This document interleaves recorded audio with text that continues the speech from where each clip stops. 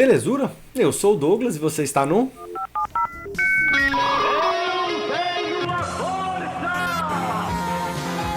Eu sou o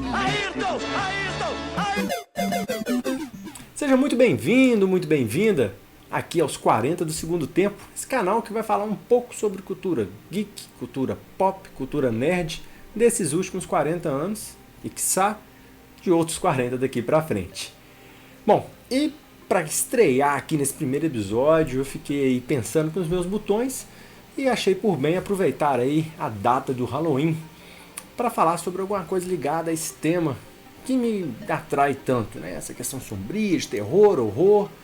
E dei uma olhada aí nas prateleiras, como vocês estão vendo aí atrás, e fiquei pensando do que eu poderia falar. Pensei em falar sobre Lovecraft, que é um autor de livros que eu gosto muito, mas tem muita gente falando sobre isso, ele está em alta, muito financiamento coletivo sobre ele, acho que eu poderia deixar para uma segunda oportunidade.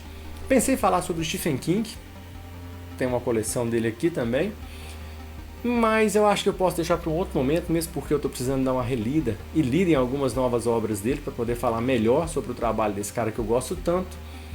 Pensei em falar também sobre o Constantine, aí na verdade sobre os quadrinhos e não do filme, mas nada impede que eu faça até um paralelo, e quem sabe também o selo de quadrinho adulto da DC Comics, já que os quadrinhos estão causando tanta polêmica hoje por algo que nem é lá tanta novidade, mas isso vai ficar para uma pauta posterior.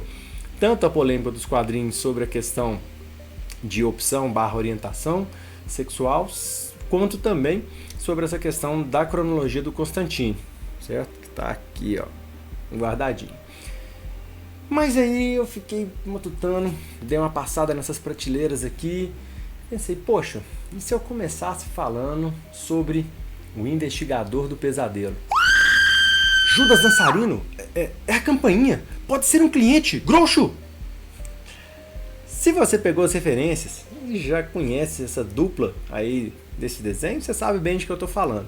Se você não entendeu muito as minhas referências e não sabe quem é esse cara do bigode, nem esse sujeito sentado aí nessa poltrona, não se preocupe. Vem comigo que eu vou te contar um pouco mais, e talvez você também se torne fã como eu me tornei, dessa criação fantástica do Tiziano Sclave, que é Dylan Dog. Com sua primeira história publicada em 1986, Dylan Dog, ou DD, como é conhecido aí para os mais íntimos, é um dos vários personagens que integram as publicações da Bonelli Comics, ou da editora Bonelli. Entre eles, o mais famoso talvez seja o Tex, que está aqui também na minha coleção. Eles fazem parte dos Fumetti, que nada mais são do que os quadrinhos italianos. Talvez até sirva de pauta para a gente poder falar um pouco sobre como cada cultura lida com os quadrinhos, que é completamente diferente, por exemplo, de como os americanos, os japoneses ou até mesmo a gente aqui no Brasil tem contato com esse tipo de mídia. Mas isso vai ficar para depois. Bom, mas Douglas, quem que é Dylan Dog? Bom, o personagem nada mais é do que um ex-investigador da Scotland Yard que abre mão do seu cargo e decide se transformar num investigador, num detetive, mas não um detetive qualquer. Um detetive que só investiga casos sobrenaturais ao melhor estilo Arquivo X, mas isso lembrando lá em 1986. E o nosso querido investigador do pesadelo não é nada convencional. Primeiro, ele dirige um Fusca conversível pelas ruas de Londres com a sugestiva placa DYD 666. Ele eternamente monta um galeão em miniatura para passar seu tempo. E durante várias e várias edições, por incrível que pareça, esse galeão nunca chega ao final. Quando ele precisa pensar, né, aí, nos seus casos que ele precisa resolver, ele sempre toca ali um clarinete, tem uma campainha no mínimo diferente, né, para atrair os seus clientes. E, por fim, mas não menos importante, conta com a ajuda desse camarada aí, ó, esse bigodudo, que é o Groucho, que não só tem o nome como referência do famoso comediante que integrava os irmãos Marx, como ele também mantém aquele humor nonsense, aquelas famosas piadas de tiozão que para a série funciona muito bem. Alguns exemplos dessas piadas infames dele, né? Ontem salvei uma mulher que estava para ser violentada, bastou eu me controlar. As mulheres são loucas por mim. Ontem à noite uma garota ficou batendo na minha porta durante horas, mas eu não deixei-a sair. O oxigênio foi descoberto em 1874. Ninguém sabe como as pessoas respiravam antes disso. Não estou vendo nenhum cabelo no seu paletó. Você está me traindo com a mulher careca? Na Itália, as edições de Dylan Dog são um fenômeno. Chegam a atingir tiragem de mais de 1 milhão de exemplares. Inclusive, hoje já não existe mais, mas chegaram a serem comemorados festivais envolvendo o personagem e que contou com presenças como o nome do Wes Craven, que é o diretor de vários filmes de terror, entre eles A Hora do Pesadelo, e até mesmo Bruce Campbell, que é o ator que fez aí a Morte do Demônio, né, o Evil Dead lá dos idos da década de 80 também. Depois fez a série do Ash vs Evil Dead e agora está voltando para talvez um último filme baseado nessa temática que a gente também gosta, quem sabe também, mas uma futura pauta aí para a gente poder falar mais sobre esse tema. Aqui no Brasil, as histórias de Dylan Dog são publicadas hoje pela Mitos Editora, mas já passaram por várias editoras antes da Mitos, né? Talvez esteja na sua melhor fase, com 2 publicações periódicas, que é a Dylan Dog, a série clássica, que são as histórias mais antigas, mas também a nova série que, digamos assim, atualiza o personagem sem perder a sua essência. A série clássica, eu já li muita coisa antiga, e agora estou começando a botar a leitura em dia e lendo a nova série. Você deve estar se perguntando, Douglas, é interessante, mas e daí? Não tem nada de novo que você está falando. Olha, tem. As histórias são bem interessantes e o carisma do personagem, a narrativa, é muito legal da forma como ela é construída, não só pelo Sclave, que é o cara que criou ele, que escreveu algumas histórias, mas os outros autores e desenhistas que assumiram várias e várias edições do Dylan Dog no decorrer de tantas décadas. Além disso, a outra vantagem do Fullmetal, que achou uma característica bem clara para quem já leu, é que as edições são contidas. Então, ainda que talvez uma ou outra história faça menções entre elas, se você pegar uma edição para ler, você vai entender a história do início ao fim, sem precisar ficar recorrendo à edição 636, ou pensar num retcon, que é um recomeço da história, ou saber se aquele personagem que está sendo tratado ali é antes ou pré-crise. Não tem nada disso. Então, você pegar qualquer uma das várias edições, você vai conseguir entender a história. Vale destacar, apesar de ser um fã de carteirinha, já ter lido muita coisa do Dylan Dog, ter acompanhado outras produções, ele varia muito de histórias excelentes. Vou falar de 2 aqui no final do vídeo, só de exemplo, tem várias, mas tem umas que são medianas e outras são bem fracas. Mas eu acho que pelo volume, né, de produções é difícil manter um nível altíssimo constante. E é óbvio, se ele é um detetive sobrenatural, do que se trata essas histórias? Temas sobrenaturais. Às vezes com temáticas que chegam a beirar o absurdo aí, com um humor meio inocente, principalmente pelas piadas, né, do Groucho, às vezes algumas piadinhas ali dos outros personagens, e até mesmo aquele lance meio noir, aquele detetive sentado ali no seu escritório, esperando uma femme fatale chegar e contratar os serviços dele para desvendar uma espécie de crimes inimagináveis. As histórias do Dylan Dog têm uma pitada aí, ou um envolvimento meio escancarado de sobrenatural, com ali um lance meio noir daquele detetive no seu escritório, esperando a femme fatale contratá-lo para que ele possa resolver os casos, e com um lance também meio inocência ali, principalmente pelas piadas, as inserções ali, seja dos personagens mais sãos, seja pelo próprio Groucho, que foge de qualquer tipo de parâmetro. Eu acho que o contexto desse envolvimento meio que dá uma leitura muito específica para a produção do Dylan Dog, que a gente dificilmente veria em outros quadrinhos. Eu não posso deixar de falar que ele tem um quê de slash bem característico daquelas revistas em quadrinhos para quem já lia mais antigos, de terror, que era muito comum aqui no Brasil. Então, ainda que seja uma publicação em preto e branco, em algumas edições dá quase para ver o vermelho do sangue nas páginas. Outra curiosidade é a aparência do Dylan Dog. Quando o Sclave foi criar ele com referência aos desenhistas, a melhor opção que ele teve, e casou como uma luva, foi o Rupert Everett, que é um ator que ficou muito conhecido aí em Hollywood, principalmente pelo casamento do Meu Melhor Amigo, a imagem dele na tela, e ele casou assim perfeitamente pro personagem, aquele ar meio canastrão, meio galã ali, na mistura dos dois, e se deu muito bem. Ele é um cara alto, cabelo meio desengrenhado, mas tem todo aquele ar desenvolto, principalmente com as mulheres, que fazem parte de todas as histórias do Dylan Dog, que ele faz questão de se envolver com elas. E aí fica uma curiosidade. Em 1994, esse mesmo ator, o Rupert Everett, ele estrelou um filme chamado Della Morte dell'Amore. Desculpa o meu italiano aí, que é péssimo, mas acho que deve ser algo assim, né? Della Morte dell'Amore. Em inglês ficou conhecido como Cemetery Man, em português ficou Pela Morte e pelo Amor. E ele interpreta um coveiro para os fãs. Aquela foi a melhor adaptação do Dylan Dog, apesar que não é Dylan Dog. Tem uma pegada, eu não sei se alguém já viu ou vai ter a oportunidade de assistir, que caracteriza alguns pontos do que são as histórias do investigador dos pesadelos. Mas está longe, bem longe de ser uma das melhores histórias dele. Mas é considerado pelos fãs como a melhor adaptação, inclusive tem uma nota, para mim, altíssima no IMDb de 7.1. Para quem não sabe, o IMDb é um site especializado em crítica de cinema. Eu gosto muito de ter referência de notas de filmes lá até antes de poder ver, para não perder tempo. Então, quando eu vejo que um filme está com a nota 5, 6, eu pondero muito se eu quero assistir aquele filme, porque com o volume de coisas para assistir, para ler, para acompanhar, acaba que a gente tem que selecionar. Então, se eu já vi que o negócio não está bom, eu prefiro deixar para lá, se não é algo que eu quero muito, muito assistir. Ok? Vou deixar o link aí na descrição do vídeo para quem não conhece e queira acompanhar. Beleza?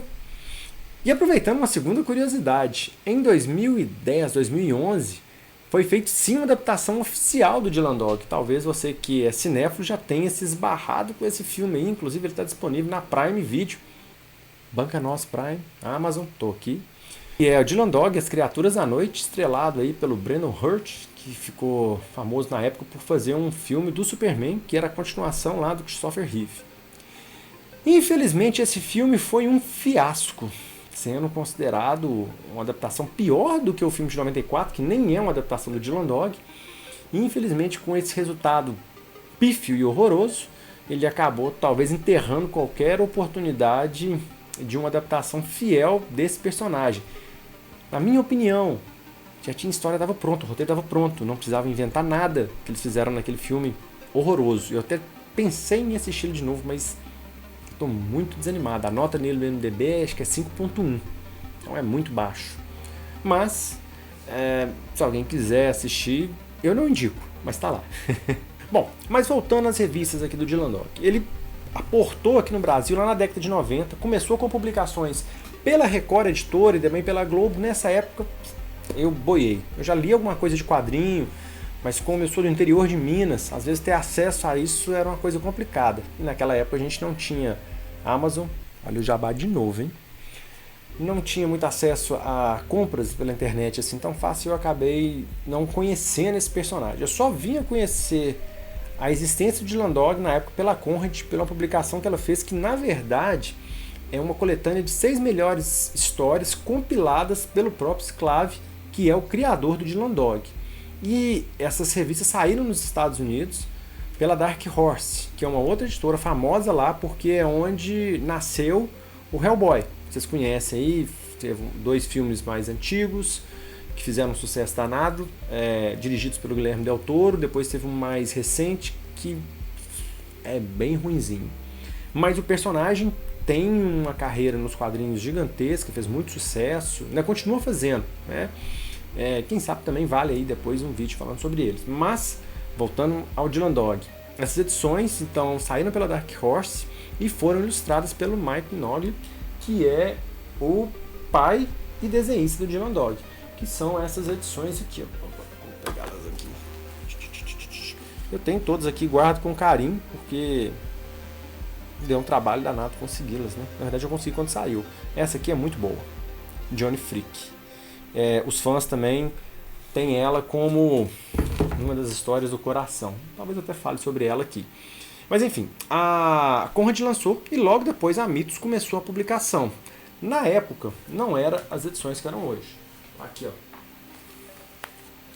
Tenho elas ainda.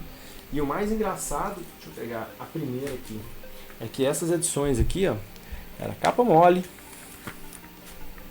tudo em preto e branco, até que a impressão era boa, mas era um papel jornal, ao melhor estilo lá, a Espada Selvagem de Conan, pra quem é dessa época sabe o que eu tô dizendo, e o que eu mais gostava, deixa eu ver se vai dar pra mostrar aqui, o preço, era a bagatela de R$ 4,90, então dava pra comprar isso aqui sem muito problema e ler tranquilamente, porque era R$ 5.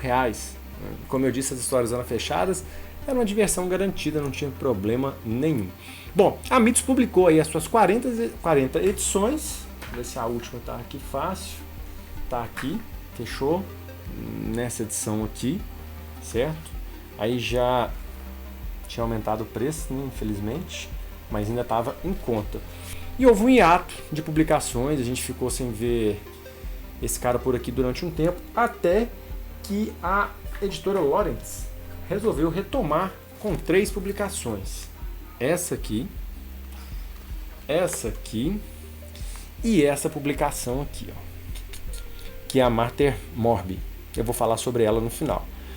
E logo depois que ela finalizou, a Mitos voltou com a publicação, que é o que eu disse lá no início, que ela está publicando, deixa eu ver aqui, a nova série, mentira, essa aqui é a nova série, perdão, certo? Que atualiza o personagem, coloca ele em contato com telefone, ele tem que mudar de local, telefone celular, ele tem que mudar de local, do escritório dele, ele tem que lidar com tecnologia que nas edições originais, que são essas aqui, ele já não tem que lidar com isso, certo? Então assim, a capa agora é mais resistente, o tamanho é maior e obviamente, cadê? O preço, cadê o preço de capa? Tá aqui, ó. Também tá maior, né? R$26,90. Não é tão barato assim. A minha sorte é que ela não é mensal, então dá para ir comprando aos poucos. Dá para achar na internet, dá para achar no site da Mitos, dá para achar, olha, na Amazon.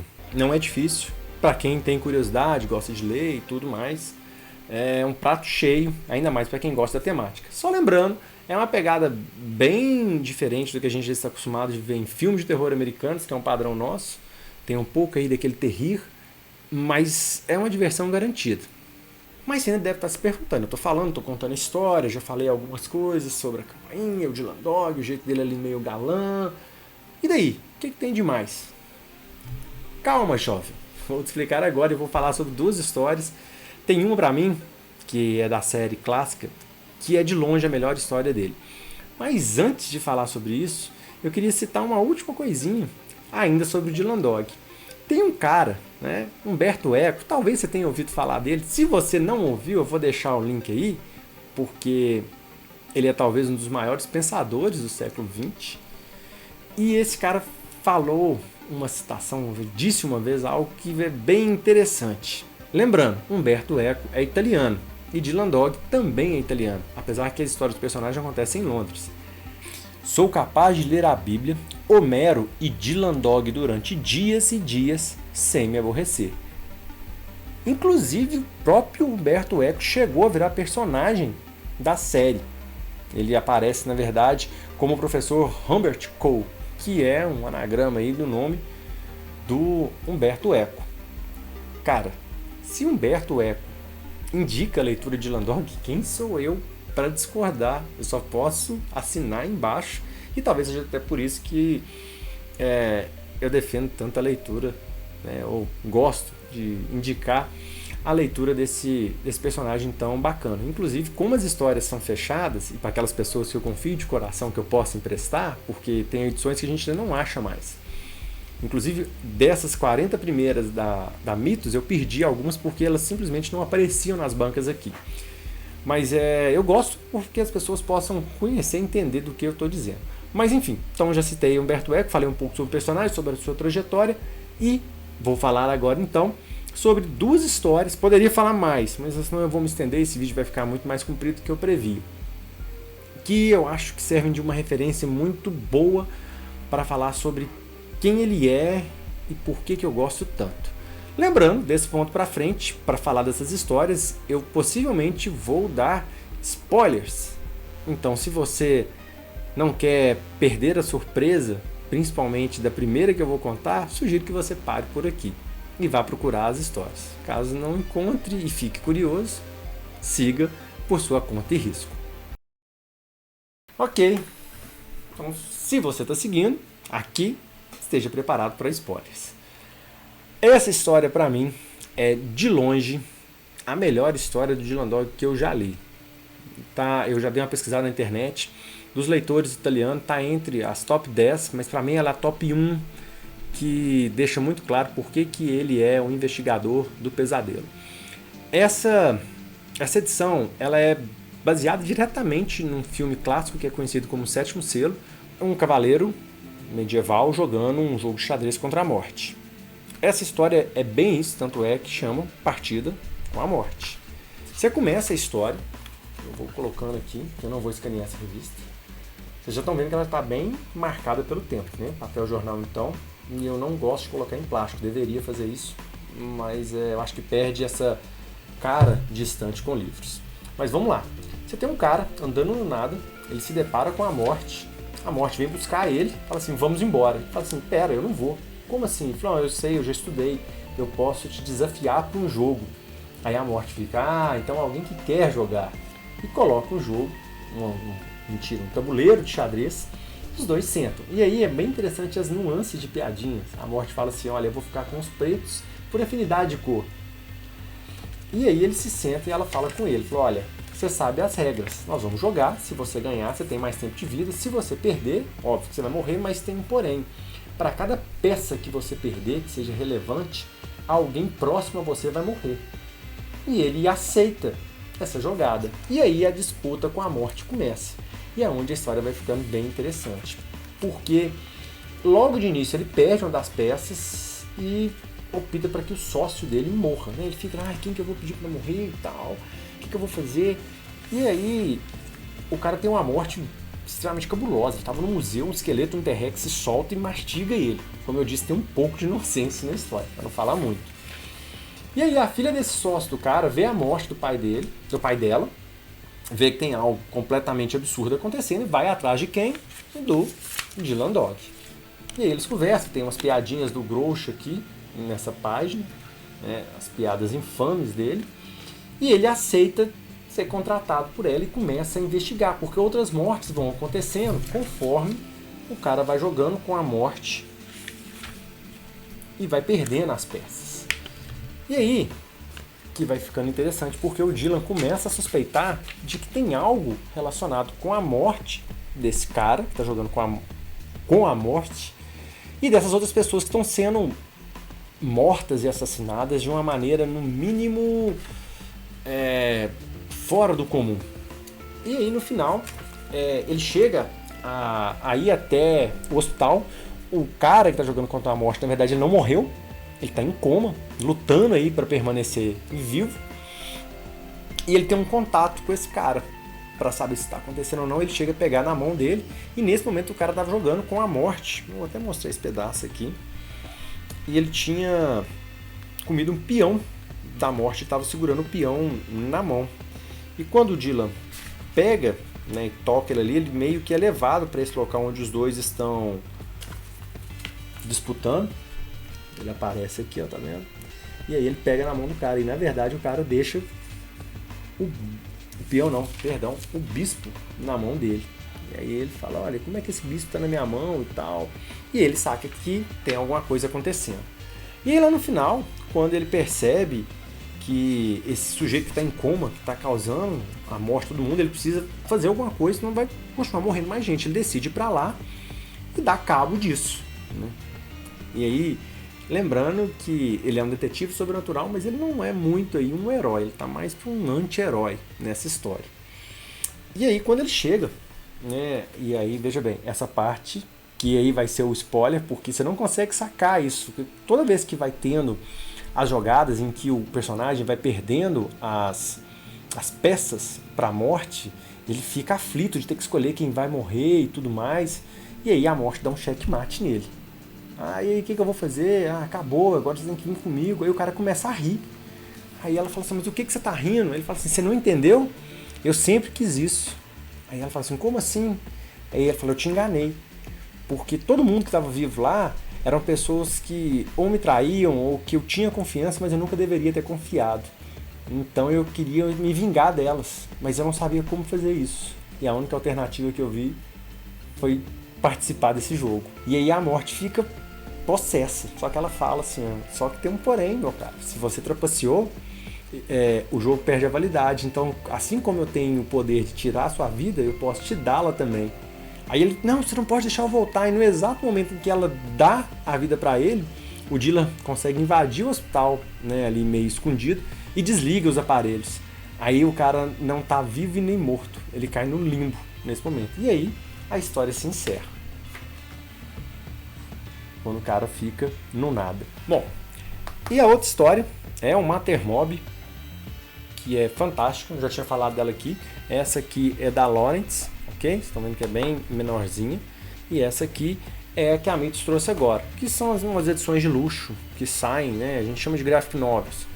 Muito comum ter esse tipo de publicação, que é bem diferente você ter um material desse para ler. Essa história aqui talvez seja a mais recente, que trouxe o nome do personagem à tona, principalmente lá na Itália, causou um rebuliço danado. E sinceramente não sei como é que isso não teve uma repercussão por aqui também, aqui no Brasil. E já que pelo que a gente está vendo, agora que eu estou gravando esse vídeo, todo mundo sabe dessa repercussão toda envolvendo a questão do filho de Superman, se assumindo bissexual, e enfim, isso é um assunto que eu vou tratar depois. Mas nem só de opção / orientação sexual vive os quadrinhos para criar polêmica. Essa aqui também talvez seja um prato cheio para falar sobre esse assunto. E essa edição, então, ela começa, vou abrir aqui, com umas ilustrações até magníficas, uma pintura da história do Dylan, mas ele começa com, obviamente, uma mulher, né, e tudo mais, e aí ele é acometido de um mal súbito, logo no início da história.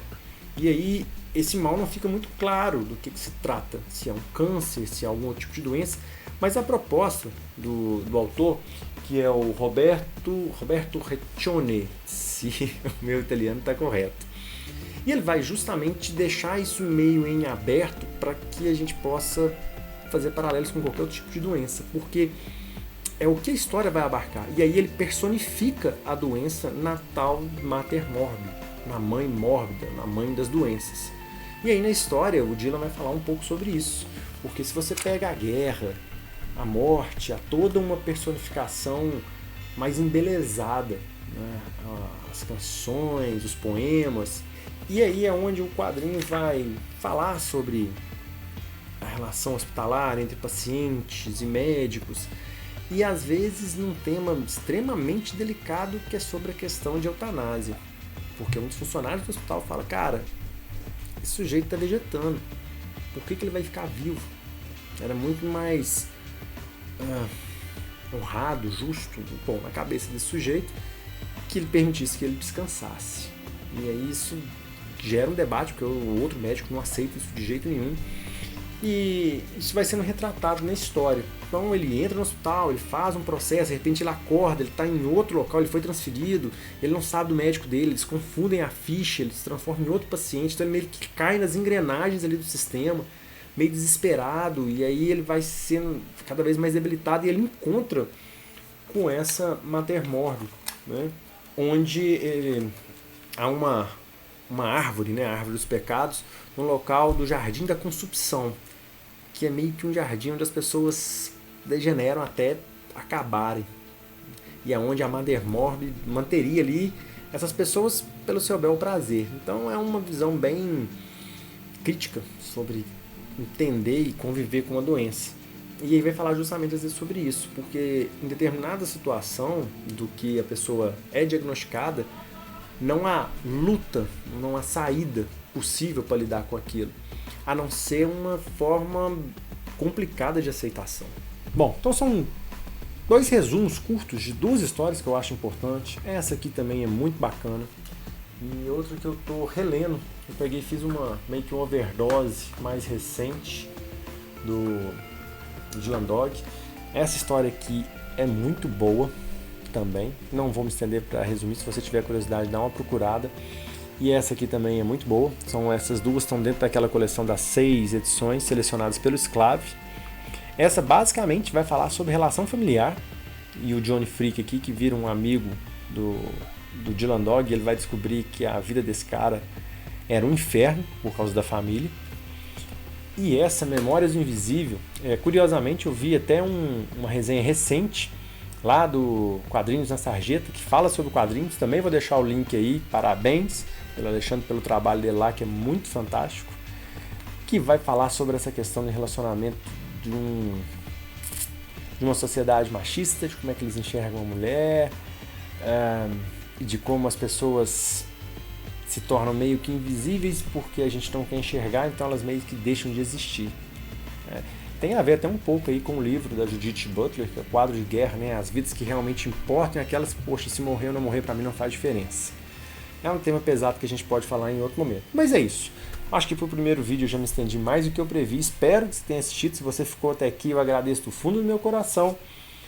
Marca aí aquele joinha, se inscreve e deixa o seu comentário. Gostei, não gostei, tem alguma coisa errada? Fiz uma pesquisa aqui, espero que tenha sido suficiente. Mas se deixei passar alguma coisa, por favor, agradeça aí algum tipo de orientação, de dica, de informação.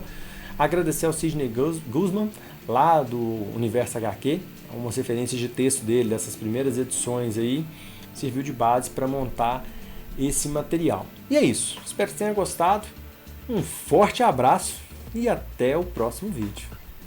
Fui!